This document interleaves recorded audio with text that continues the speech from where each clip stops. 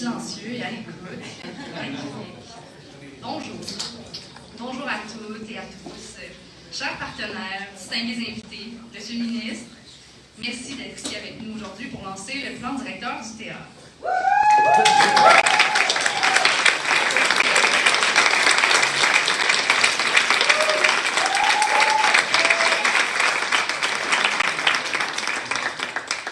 Quelle épopée que la préparation de ce plan. C'est un immense bonheur d'enfin pouvoir vous présenter, de vous le remettre, de vous voir le feuilleter, le commenter. Vous nous entendrez souvent aujourd'hui, puisque notre direction générale est temporairement en arrêt de travail. Elle a tout donné au plan directeur qui n'aurait pu exister sans la collaboration de très nombreux partenaires, mais aussi sans son travail. Donc, tout le monde a mis l'épaule à la roue dans ce processus de plutôt longue haleine. Nous la saluons, nous lui souhaitons un prompt rétablissement. On pense à elle. Fort. Malgré tout, c'est une journée excitante pour le milieu théâtral. Le lancement du plan directeur du théâtre 2333 a été un long processus sur 4 ans, porté par l'implication bénévole de plusieurs personnes du milieu lui-même, afin de nous permettre de poser les yeux vers l'horizon, de nous doter d'une vision commune claire, d'objectifs prioritaires et surtout de se permettre de rêver un milieu à la hauteur de la dévotion des talents qu'il compose, dans les bureaux, dans les coulisses, sur les scènes. Mais pour regarder droit devant, il faut d'abord s'ancrer dans notre présent, reconnaître nos forces, mais aussi nos limites. Le milieu sort d'une pandémie éprouvante, autant physiquement que mentalement. J'ai envie qu'on se le rappelle. Je sais que ça a été très présent, mais il ne faut pas oublier qu'on a traversé des années extrêmement difficiles pour le milieu et que les répercussions et les défis à venir seront encore nombreux. On est des passionnés, on est un milieu réactif, on est des gens intègres, mais aussi très, très performants. On exige de nous-mêmes une telle rigueur, avec un si grand engagement à un rythme qui décélère jamais. On est quand même intense, on va se le dire, et c'est parfait comme ça, c'est ce qui est beau de nous. C'est comprenable aussi, parce que c'est avec cette même rigueur et ce même engagement et cette même intégrité qu'on rencontre nos concitoyens et concitoyennes dans nos théâtres, dans nos lieux culturels ou pas, dans nos maisons de la culture, dans nos parcs, dans nos rues, et ce, partout sur le territoire québécois. Et c'est ça que j'ai envie, qu'on a envie de saluer aujourd'hui, cette intensité-là qui nous habite. Mais, on vous invite par contre, plus que jamais, à rester connectés quand même à vos ressentis, à prendre la responsabilité de poser vos propres limites pour votre bien-être, pour celui de vos familles aussi, de vos familles et de notre communauté. On ne peut pas passer sous silence le fait que Catherine n'est pas là, et c'est important pour nous de vous le rappeler. On sait qu'entre autres, les directions, on pense à vous, ont été extrêmement éprouvées et que la pandémie n'a pas été une pause, mais bien toujours un petit hamster qui roule plus vite et plus fort, entre autres.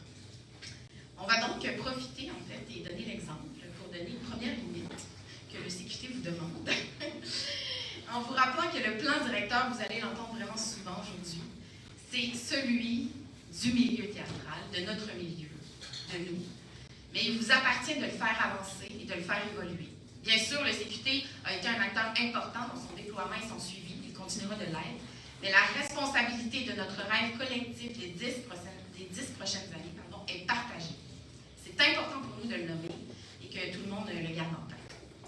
Maintenant, sous un ton un peu plus joyeux, sans plus tarder, nous cédons la parole au ministre de la Culture et des Communications du Québec, l'honorable Mathieu Lacombe, qui vous adressera un mot en cette occasion festive et toute spéciale.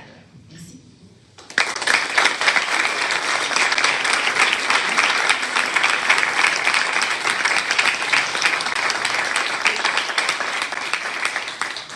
Bonjour tout le monde, c'est vraiment un plaisir d'être avec vous aujourd'hui. Puis c'est vrai que c'est festif. J'avais l'impression tantôt d'entendre des gens très heureux de l'aboutissement de tout ce travail-là. Et d'ailleurs, ça a été mon premier réflexe, tantôt quand on s'est rencontrés pour la première fois, de dire 4 ans et demi, wow! Il y a eu beaucoup de travail derrière ça, évidemment, on comprend bien que la pandémie a alourdi le processus, puis que c'était nécessaire aussi, on comprend bien de prendre cet instant-là, parce que la pandémie a, je disais, fragilisé certaines fragilités qui existaient déjà dans le milieu, bien sûr.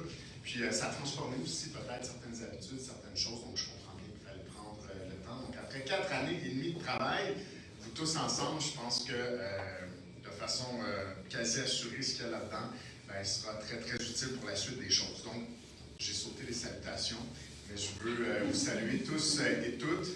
Merci beaucoup de m'avoir invité aujourd'hui. Évidemment, une pensée pour Mme Boyer-Léger qui n'est pas avec nous aujourd'hui, mais salutations à Rachel et Laurence que j'ai eu l'occasion de rencontrer tantôt, avec qui on a déjà commencé à avoir de belles discussions, parce qu'on est de même âge. Des jeunes, là, je posais la question, c'est des jeunes, là, tu sais, à 34 ans, 35 ans, tout ça. Fait que là, il y a eu des citations, parce que j'ai la même citation. Certaines personnes me trouvent jeune, d'autres disent non, t'es plus un jeune. Les jeunes, c'est les plus jeunes. Bref, j'ai toujours un peu sourire.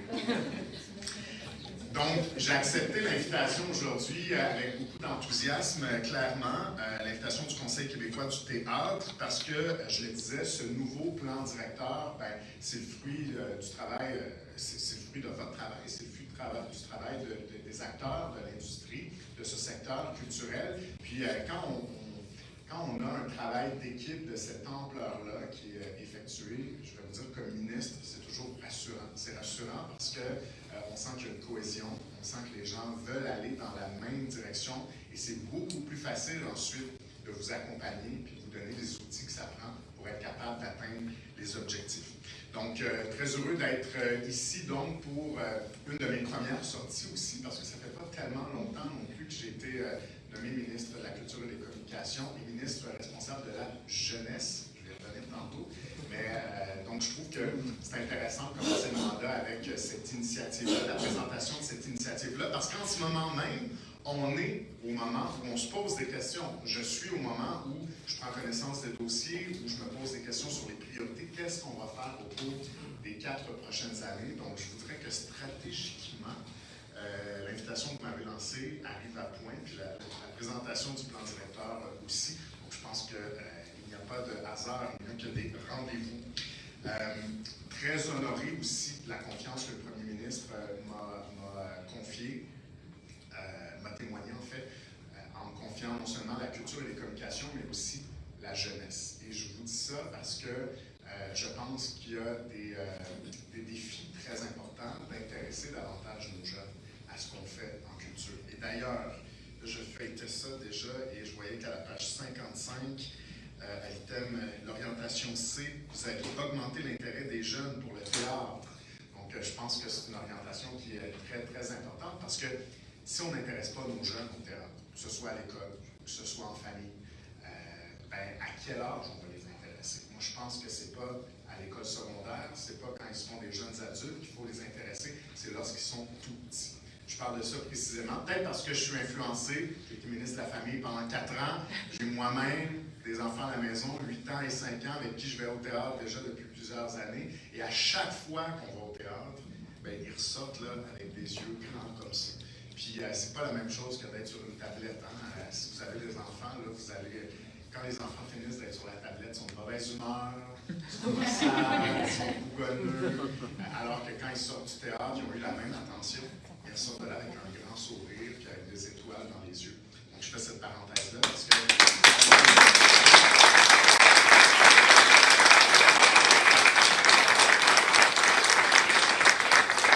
Ça, c'est grâce à vous. Donc, les applaudissements, évidemment, je les partage.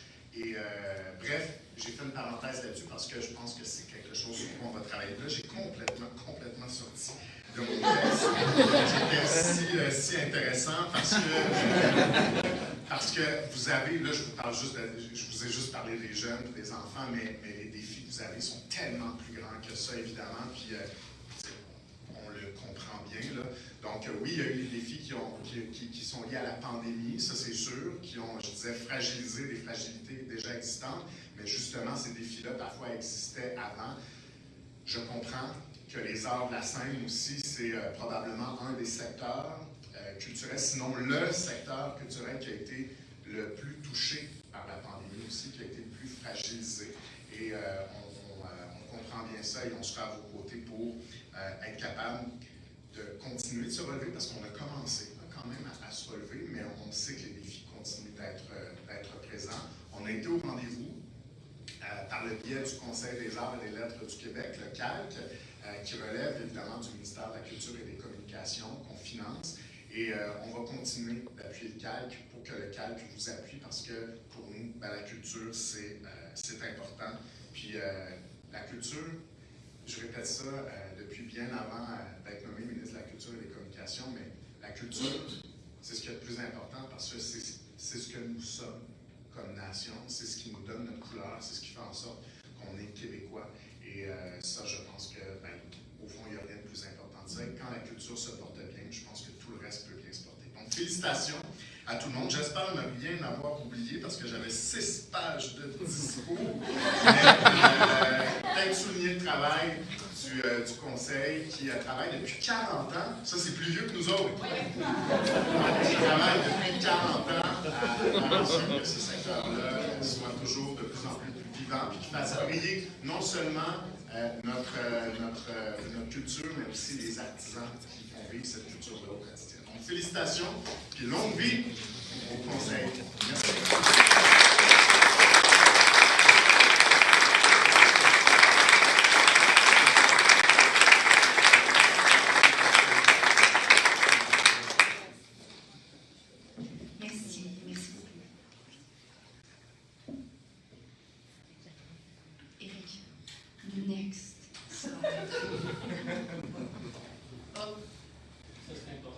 Ben oui, le comité de pilotage, mais on n'est pas rendu là. En fait, je vais prendre un moment pour reconnaître qu'on est sur des territoires non cédés, traditionnellement partagés, et inviter les gens à s'informer en fait et à faire le devoir aussi eux-mêmes et de penser à la place en fait qu'on accorde aux membres de la diversité dans nos instances en fait, et de s'intéresser à la façon dont on les invite à s'asseoir autour de la table aussi ces personnes. Donc voilà. Les origines et la démarche du plan directeur. C'est fascinant. Donc, 11 ans après la tenue des seconds États généraux du théâtre professionnel québécois, en 2007, un exercice de réflexion et de concertation auprès du milieu, cet exercice de concertation auprès du milieu, a permis de prioriser des enjeux à venir, identifier des stratégies et des actions à entreprendre. Au total, ce sont plus de 150 personnes qui ont participé aux journées de consultation qui ont été organisées. Et à l'issue de ces journées-là, on a formé un comité de pilotage, en fait, pour pouvoir soutenir la suite des travaux. Comme dit précédemment, en fait, il ne s'agit donc pas du plan directeur du CQT, mais celui du théâtre professionnel québécois dans son ensemble. Ce sont des acteurs du milieu qui l'ont porté, bien qu'on ait pu diriger une partie de la démarche. Donc voilà, on a piloté sa réalisation, évidemment, mais avec la firme d'Aigle-Serre, qui en est aussi porte-parole, en quelque sorte. Le plan directeur n'est pas figé dans le temps, évidemment. C'est une étape aujourd'hui qu'on vous présente. Il y a un élément physique et PDF très virtuel, mais figé dans le temps d'une certaine façon, mais qui va être appelé en fait à avancer puis à évoluer au fil de nos réflexions et des améliorations qu'on va pouvoir apporter dans le milieu aussi. Donc les dimensions, les chantiers prioritaires, les stratégies, les actions qu'on y trouve sont celles et ceux du milieu. Et elles vont être appelées à changer dans les 10 prochaines années, évidemment. On ne s'attend pas à ce que ce plan soit bon pour 10 ans, disons. On va le faire évoluer aussi et le mettre à jour au fil des améliorations. Ce qu'on trouve dans le plan directeur, ça se décline en 5 parties, en fait, que vous aurez pu feuilleter ce matin, ou que vous ferez plus tard. Il y a donc tout d'abord la déclaration du milieu, qui est un texte qui est écrit notamment par les membres du comité de pilotage et donc du milieu. La démarche qui a mené au lancement auquel on assiste aujourd'hui, donc la démarche entre 2018 et 2022, les 8 chantiers prioritaires, le plan d'action qui implique donc des stratégies, des actions et des partenaires de mise en œuvre, donc dans des magnifiques tableaux que vous découvrirez si ce n'est pas déjà fait, et les 6 dimensions en fait dont Aigle-Serre pourront vous parler dans quelques minutes. Alors maintenant qu'on a un plan entre les mains, c'est super, mais la chose qu'on ne veut surtout pas faire avec ce magnifique plan, visuellement très beau, c'est de le tabletter et de rien faire après. C'est l'enjeu qui nous guette et c'est absolument pas ce qu'on veut faire. Donc, le comité de pilotage du plan qui a donné vraiment beaucoup de temps bénévolement, je tiens encore à les saluer, à les remercier, va être détruit. Je sais, le mot est fort, mais va renaître de ce comité. Le comité de suivi du plan. Donc, si jamais vous avez un intérêt à mettre l'épaule à la roue Et donnez-vous aussi un peu de temps. Ça a l'air moins pire que c'est. Hein. C'est très galvanisant de collaborer à son milieu et le faire avancer. Donc, n'ayez pas peur. Même si vous êtes plus jeune, moins expérimenté, que vous ne connaissez pas nécessairement toute la bureaucratie associée à votre milieu parfait par cœur, c'est pas grave. On apprend énormément avec le CQT. On peut en témoigner. Donc, voilà, ce comité-là, en fait, il va s'assurer que le plan demeure pertinent, bien sûr, qui reflète toujours les réalités et les besoins du milieu. Donc, comme on le dit, c'est un plan modifiable. Donc, s'il y a des angles morts, n'hésitez pas à nous en parler de manière très constructive et non agressive, s'il vous plaît. On va les accueillir, bien sûr. On ne peut pas être parfait dans la vie comme en théâtre. Voilà. Le milieu a été clair, par contre, qu'il souhaitait confier les suivis du plan du directeur au CQT. On l'a entendu. Par contre, comme on le dit, le CQT va avoir besoin de ses partenaires de mise en œuvre du milieu pour l'amener à bien mener les 246 actions du plan. Un formulaire sera d'ailleurs créé d'ici la fin de l'année afin que vous puissiez démontrer votre intérêt. On a besoin de vous pour le mettre en œuvre parce que le CQT ne peut pas faire tout seul. Ici, on est si on insiste un peu sur cette notion, c'est que, en fait, le CQT est une très petite équipe, on l'oublie souvent. C'est une très petite équipe qui représente l'ensemble du milieu. Alors, il y a une pression quand même énorme sur le CQT à accomplir de grandes choses. Et on l'entend et on le reçoit et on veut le faire. Par contre, pour le faire, ça prend des ressources financières et des ressources humaines adéquates pour être capable de le porter. Le CQT, en ce moment, ne peut pas le porter seul. Donc, vraiment, on va avoir besoin de moyens financiers de le faire et on va avoir besoin surtout de ressources humaines pour nous aider à l'accomplir et à coordonner tout ce suivi du plan directeur. On ne veut pas qu'il soit tabletté, entendez-moi bien. Il y a trop eu d'efforts, il y a trop eu de travail. C'est notre rêve collectif, donc j'ai vraiment envie qu'on le prenne ensemble à main le corps et qu'on l'amène à bon port, ou du moins qu'on amène plusieurs de ces réflexions à bon port, qu'on soit capable de mettre en œuvre des actions. C'est important. On vous demande ça. On aimerait remercier un mot particulier à Sylvie Mest et Moral Geldi qui ont collaboré à son implantation, son idéation. Ils ont donné beaucoup de temps. Je sais que Mme Mest est avec nous, donc merci profondément. On a une pensée spéciale pour vous.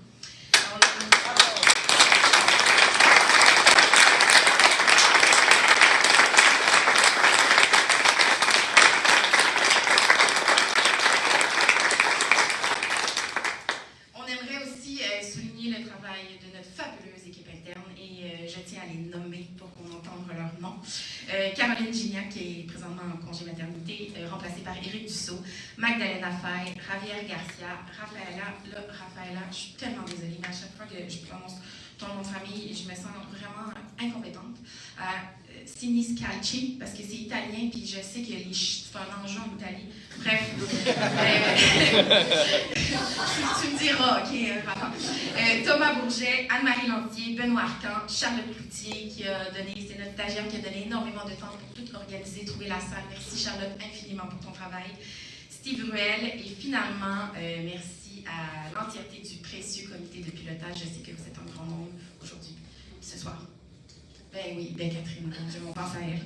Évidemment, je ne l'ai pas mis sur mon mot parce qu'elle a été dans nos pensées dans la dernière semaine. Évidemment, mais Catherine Voyer-Léger, directrice générale, comme je l'ai dit, toutes nos pensées sont tournées vers elle aujourd'hui. Merci spécial aux anciennes présidences du CQT. Il faut le vivre pour le comprendre. On dirait que le CQT est comme une télé-réalité. Là, entre nous, on a des codes et on se comprend de l'intérieur. Et là, mais c'est très plaisant, cela dit.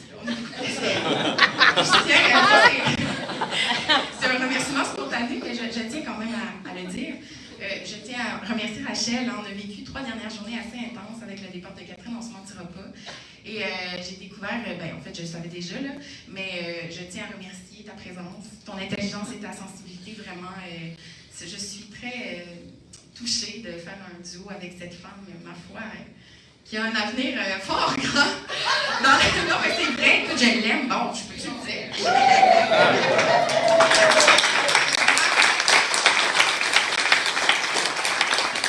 OK, mais miroir.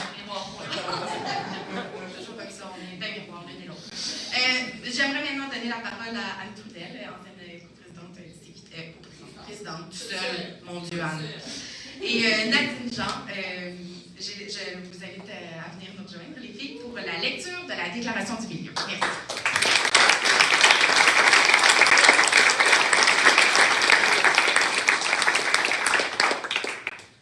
Merci, vous deux, les magnifiques femmes que j'adore. Quelle joie! Je veux juste commencer par dire ça. Quelle joie de vous retrouver ici aujourd'hui, vous dire à quel point j'appréhende que demain matin, je vais respirer d'un autre souffle. En tout cas, après ça, tout est à construire, hein, on le sait, c'est comme une première étape. Fait que le gros est à venir, mais quand même. Célébrons. Alors, très heureuse de me retrouver avec Nadine pour vous lire la Déclaration du milieu. Celles et ceux qui ont envie de la partager aussi, elle se retrouve en version vidéo, audio. Donc, n'hésitez pas à la partager dans vos milieux.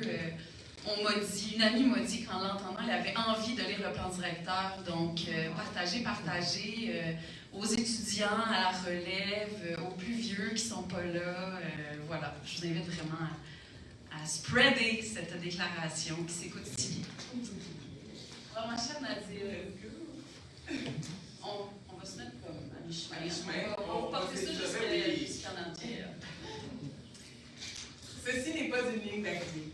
C'est plutôt une halte qui rassemble nos réflexions, échanges, enjeux, besoins, pistes de solutions et rêves au temps présent.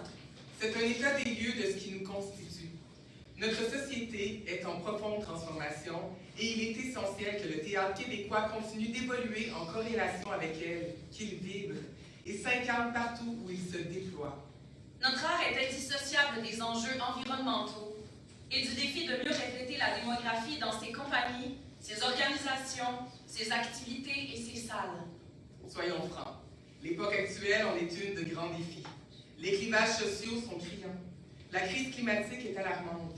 L'actualité politique internationale est, elle aussi, inquiétante. Les sources d'indignation s'intensifient et nous comprenons plus clairement que jamais que les systèmes que nous avons institués sont imparfaits, que nous devons réparer certaines injustices et que nous aurons besoin, ensemble, de prendre action et de mettre en œuvre les changements qui s'imposent. Nous devons continuer à agir du côté de l'équité, de l'inclusion et de la réconciliation, tout en gardant à vue l'accessibilité pour toutes et tous. Les œuvres des artistes sont le reflet des bouleversements sociaux que nous vivons. Elles nourrissent l'intelligence collective, confrontent nos convictions et nous permettent d'envisager la suite avec un regard différent, à chaque fois plus ouvert. Ce plan se veut un outil pour guider notre pratique, pour soutenir nos projets structurants, pour inspirer le changement et répartir sur l'ensemble de la communauté la charge de ces multiples virages à opérer dans les 10 prochaines années. Et pour ce faire, nous avons besoin de nous sentir toutes et tous concernés. Que les voix qui s'y retrouvent propulsent nos initiatives et révèlent nos angles morts. Notre communauté artistique est multiple et c'est au sentiment d'appartenance à son égard que nous faisons appel lorsque nous proposons ce plan. Un plan pour prendre en charge ce sur quoi nous avons de l'emprise. Un plan pour rendre visibles nos besoins et nos avancées. Le théâtre est un art collectif, tout comme ce plan, né de nombreuses consultations et échanges avec nos pairs. Il est de notre responsabilité de veiller à sa pérennité et son épanouissement en renouvelant nos publics, en entretenant nos lieux, en maintenant une relation fertile avec le milieu de l'éducation et en s'ancrant davantage sur le territoire. Le théâtre québécois a aussi l'immense devoir de soutenir les artistes, artisans, artisanes, travailleuses, travailleurs culturels dans la pluralité de leur profession en constante évolution et de réaffirmer le rôle fondamental qu'ils et qu'elles ont dans notre société. Nous nous devons de préserver la qualité de vie et la santé mentale de ces humaines et humains dévoués, de leur donner les moyens d'atteindre de hauts standards de qualité et de soutenir leurs œuvres dans le temps en pérennisant leur vision et leur démarche. Le théâtre peut éduquer, dénoncer, susciter les passions, faire prendre conscience, apaiser, rallier. Il nous appartient de maintenir sa vitalité, de nous soucier des générations qui nous ont précédés comme de celles qui arrivent, de corriger ce qui fait défaut avec humilité, courage et détermination. Prouvons ensemble qu'il est cette chose impérissable, ardente et déterminante dont la société québécoise ne saurait se passer. L'élaboration de ce plan a impliqué une vaste consultation et s'est étalée dans le temps. Certes, ce sont 4 présidences et coprésidences, des dizaines de membres de l'équipe du CQT, plusieurs conseils d'administration et plus de 4 ans et demi de travail, de réflexion qui se cumulent pour former cet outil qui a traversé moult mutations. Ce plan demeure une entité vivante, appelée à évoluer, à se raffiner au fil des actions et de l'évolution du milieu. Un plan en continuelle transformation. Ceci est un plan dont vous êtes le protagoniste, l'ordre dans lequel vous le lirez, les passages que vous retiendrez, les actions qui vous inspirera vous appartiennent. Vous êtes les mieux placés pour connaître vos priorités, vos expertises et les chantiers que vous désirez mettre en place. Ce plan, nous l'espérons, vous aidera à vous positionner, à faire des choix, à envisager des nouvelles possibilités et à pousser plus loin votre propre réflexion. Chacun et chacune de vous a un rôle important à jouer. Le plan directeur que vous aurez entre les mains n'est pas une ligne d'arrivée, c'est un jalon. Ce plan n'est pas non plus un exercice de synthèse. Il rend compte de la vastitude de la pratique au Québec. Il se veut en somme une carte et une boussole pour orienter le devenir de notre milieu. Nous espérons vraiment que vous prendrez plaisir à vous aventurer dans ces pages et que vous partagerez avec nous ce désir profond de vous engager et de devenir acteur de changement pour que les transformations souhaitées adviennent. La suite s'écrira encore et toujours avec vous. En toute solidarité, les membres du comité de pilotage.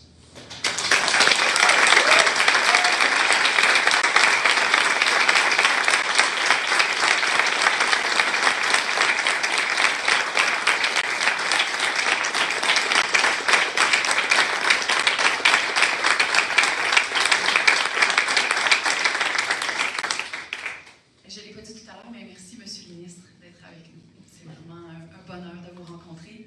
Et j'inviterai maintenant donc la firme qui nous a accompagnés tout au long de ce colossal travail, la firme d'Églesserre, donc Pierre-Olivier Serre et Georges Crump, à venir nous parler en fait des 6 dimensions qui ont été retenues pour le plan directeur et également des 8 chantiers prioritaires qui sont les actions en fait qu'on souhaite entreprendre à court terme. Donc, messieurs, à vous la parole.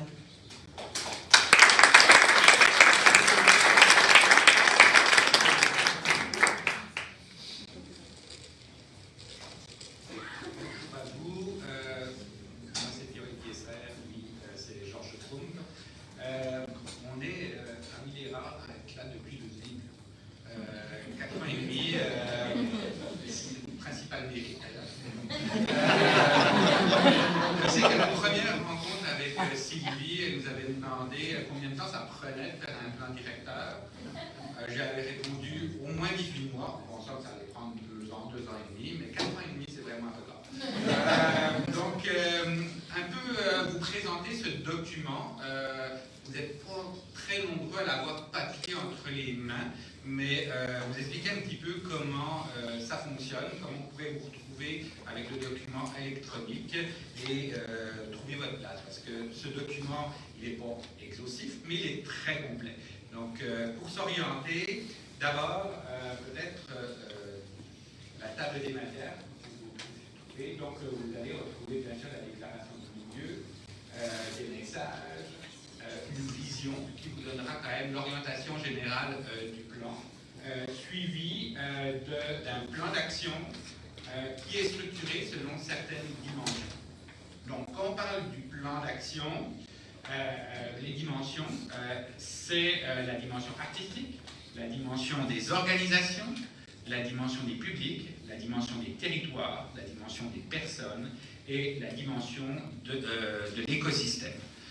Peut-être pour point de repère, quand on parle de la dimension artistique, c'est évidemment tout ce qui est lié à la diversité, à la mixité des démarches artistiques, à l'importance de la recherche et de l'innovation, des conditions de recherche pour la création, la production, la diffusion du théâtre. Donc tous ces éléments-là vont être traités dans cette dimension.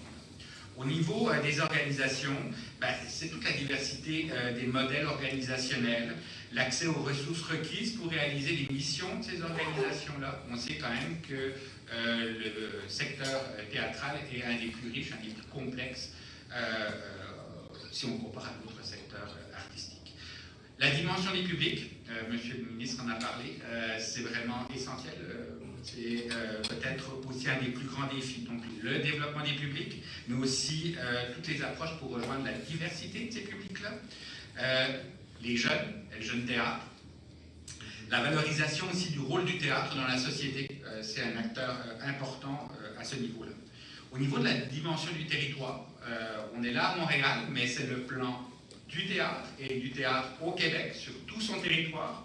Donc la disponibilité des infrastructures et la qualité de ces infrastructures à l'échelle du territoire. La structure de pôles d'activité qu'on voit à l'échelle du territoire. Et bien sûr la circulation et le rayonnement des œuvres, ici, mais aussi ailleurs. Au niveau de la dimension des personnes, c'est très important, surtout dans le contexte où on est. C'est des personnes qui font le secteur théâtral. Et il y a bien sûr l'amélioration des conditions de travail et des personnes. L'inclusion, la parité, la diversité, l'intégration et la réintégration des personnes sur le marché du travail. Et finalement, tout ce qui touche la formation continue dans ces secteurs.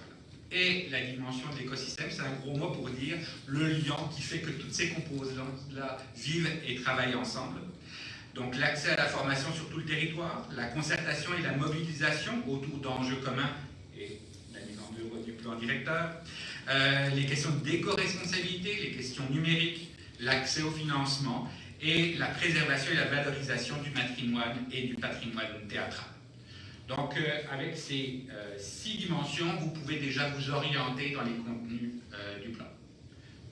Lorsqu'on parle du plan d'action, vous allez voir, c'est une part importante. C'est structuré toujours à peu près de la même manière. C'est toujours structuré de la même manière. C'est-à-dire qu'on a d'un côté, pour chaque dimension, des orientations avec des stratégies. Chaque stratégie se retrouve ensuite déclinée en action avec un horizon temporel de mise en œuvre et des partenaires. Ce qui est important, c'est que le CQT va être le gardien de ce plan-là, mais ce n'est pas tout le CQT qui fait ça. Il faut des partenaires pour mener à bien un plan comme ça et il faut trouver donc les repères à ce niveau-là. Maintenant, comme certains l'ont dit, c'est un plan qui est important. Vous verrez, on parle de 246 actions. On aime bien faire des chiffres. Mais ça n'a pas été pensé comme ça. Mais vous verrez, vous pourrez trouver votre chemin. Ce qui est surtout important, c'est de trouver où vous pouvez contribuer à ce plan-là. Et les exercices que vous avez à faire dans une prochaine période, ça va être justement de vous approprier ce plan pour trouver le chemin qui nous mènera à la mise en œuvre de ce plan. On a un horizon de 10 ans, donc c'est encore beaucoup de travail. Georges va vous parler maintenant des priorités qui ont été identifiées par rapport à ce plan.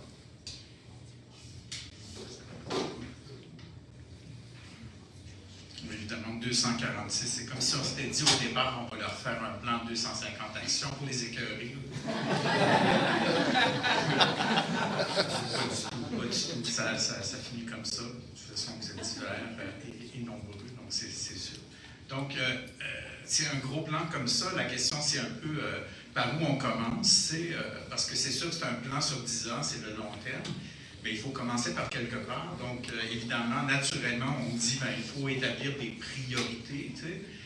Mais dans ce cas-là, des priorités, ça semble un peu réducteur. Donc, ce qu'on a fait plutôt, c'est des chantiers prioritaires. Parce qu'il y a quand même plusieurs éléments qui se regroupent.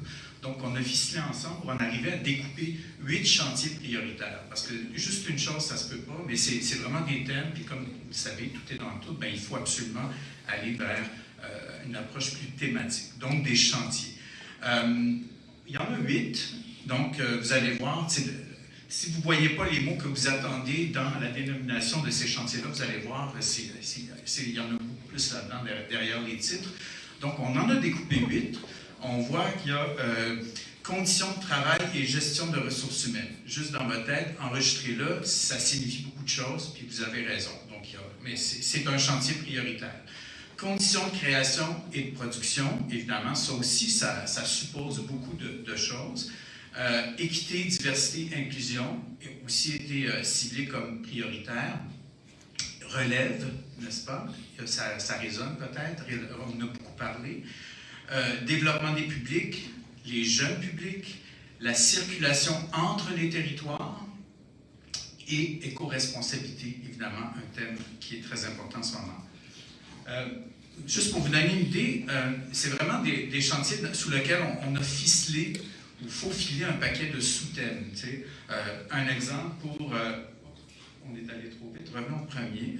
Juste pour vous donner une idée de comment tout ça s'est structuré. Pour conditions de travail et gestion de ressources humaines, ce qu'on va aller couvrir à travers ce travail-là, c'est on va avoir des éléments comme les régimes d'assurance collective qui sont dans les discussions en ce moment, la rémunération de l'ensemble des ressources humaines du secteur, c'est un enjeu important, les politiques de ressources humaines exemplaires, on parle de bonnes conditions, mais il faut prendre le temps de faire ce travail-là. La formation continue et l'accompagnement en gestion des ressources humaines. Comment est-ce qu'on va aborder ça? Bien, simplement dire que ça peut prendre plusieurs formes. Le travail sur les chantiers, ça peut être des colloques, ça peut être des congrès, ça peut être des études fouillées pour essayer de documenter la situation. Ça peut être toutes sortes de manières comme ça, des rencontres très en petit nombre comme en grand groupe, tout ça. Donc ça sera à déterminer dans les 3 prochaines années, c'est vraiment par ça. Ensuite, dans le plan directement, vous allez voir, ça va faire l'objet de l'exercice d'appropriation qui va suivre tout à l'heure, qui va être animé par Éric tout à l'heure. Vous allez voir qu'il y a déjà dans le plan des indices de ce qui peut... parce que, évidemment, on a regroupé ces chantiers-là, mais c'est à partir d'actions qui se trouvent dans le plan. Donc, vous allez voir le plan d'action, vous allez voir, il y a aussi des noms, donc ça renvoie à des actions précises. Donc, il y a déjà des actions qui ont été identifiées comme étant prioritaires ou qu'on rattache à ces chantiers-là. Il y a des chevauchements, mais c'est ça, qui décide de ficeler ça, de ramener ça ensemble. Donc, ça, je pense qu'on voulait dire que le reste, vous allez découvrir par vous-même, puis dans l'exercice, vraiment aller chercher, vous approprier, vous, cette matière. Juste une note personnelle, parce que Pierre-Olivier disait tout à l'heure, on est là depuis le début, tu sais. Puis ce qui est intéressant, c'est comme le témoin d'une personne qui est là depuis le début, c'est qu'on pense que le plan, oui, ça commence maintenant, mais en fait, le plan, il est déjà commencé, parce que sur 4 ans et demi, là, on a vu des gens défiler on était là dans chacune des consultations, chacune des rencontres avec les personnes du milieu. Puis quand il y avait une bonne idée qui était émise, là, le lundi matin, elle était mise en application par les gens. On n'attend pas le lancement du plan pour le mettre en action. On a vu des belles choses se passer, des rencontres spontanées. Passe-moi ton modèle de ci, explique-moi comment tu fonctionnes. Donc, c'est déjà commencé. Regardez autour de vous, c'est déjà commencé. Voilà, notre espoir. Merci.